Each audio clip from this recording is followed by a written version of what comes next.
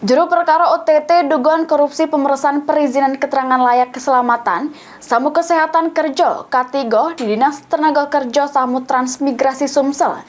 Penyidik Pirsus Kejari Palembang balik lagi netep kedua tersangka anyar, yakni Firman Saputra Samo Harni Rayuni. Halo, gimana kabarnya? Dikasih jalannya ya.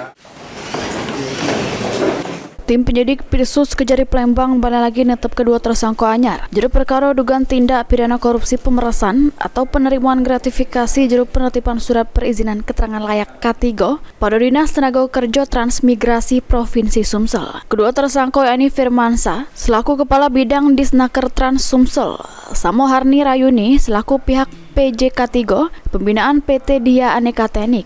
Kepala Kejaksaan Negeri Palembang Hutamrin mengungkapkan kalau kedua tersangka ini diduga turut serta juru praktek tindak pidana korupsi perizinan K3, yakni Firman Saputra berperan juru memfasilitasi serta mengkoordinasi kealiran dana suap yang berkaitan sama perizinan serta pengawasan PJK3 di lingkungan Disnaker Trans Sumsel. Sementara itu Harni Rayuni selaku perwakilan dari PJK3 Pembinaan PT Dia Aneka Teknik yang diduga jadi pihak yang ngenjuk sejumlah duit pelancar proses perizinan sama rekomendasi teknis yang dimutuhkan oleh Disnaker Trans. Yang kami tetapkan itu atas nama tersangka FP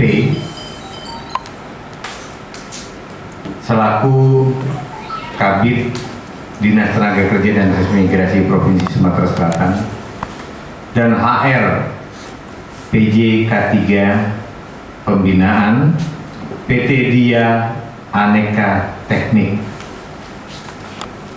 Penetapan ini berdasarkan fakta dan data serta hati nurani yang kita jadikan pertimbangan. Kedua tersangka dijerat juru pasal 12 huruf B, huruf E, pasal 11 Undang-Undang Nomor 31 Tahun 1999 tentang pemberantasan tindak pidana korupsi. Sebagaimana diubah dengan Undang-Undang Nomor 20 Tahun 2001 Junto pasal 55, Junto pasal 56. Ilham Heruwahyudi, PAL TV.